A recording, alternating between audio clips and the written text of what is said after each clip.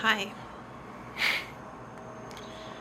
I am literally in bed, was falling asleep, and something told me to write about peace, basically.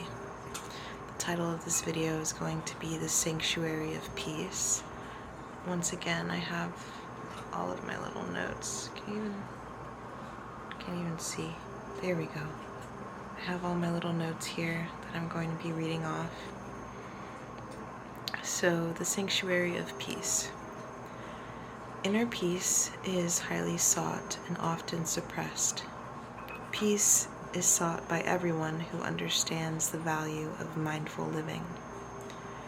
Those who crave peace, yet live in chaos, are denying their actual desires.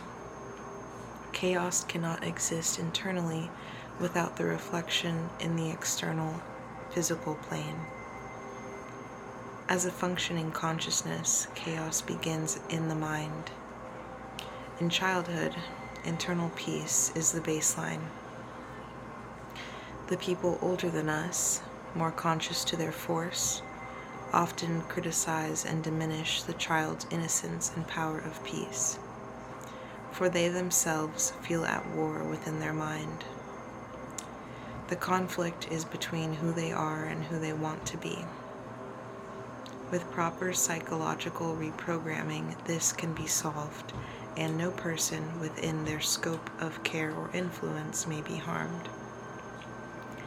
The false narrative of struggle versus surrender is a strong argument for repeating patterns.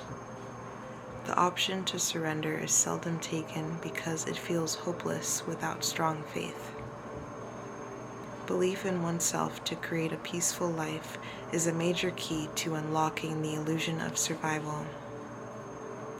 The groundwork to create the ideal life is also referred to as shadow work. It is called this because what must be looked at is seemingly dark and difficult to explain, comprehend, and heal.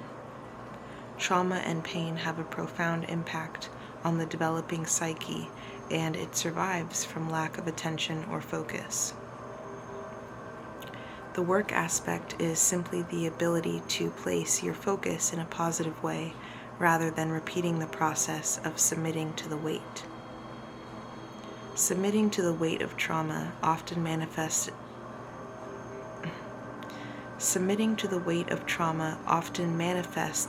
in self-destructive and manipulative behaviors. No one is safe from the effects of trauma weight because it is quite unpredictable and dangerous. The important aspect in shadow work is the process of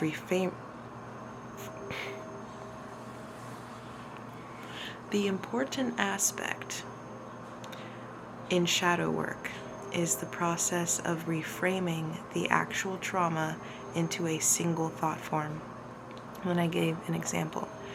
So the example is, when I was younger, I experienced a horrible event that caused me to feel insecure and unable to express my emotions. The single more positive thought form is, when I was younger, I went through an event that made me understand an aspect of human behavior that allowed me to now acutely tune my senses to my purpose. The thought form is now of light and awareness rather than finality and heaviness. You are not your past. Peace is a state of mind and choice you must make in the present moment to realize the life you want. Most conflict you feel is between the person you believe yourself to be and the person you believe you want to be. You only exist now.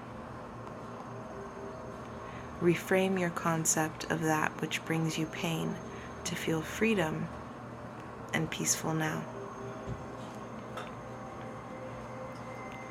So that's the end of what I wrote.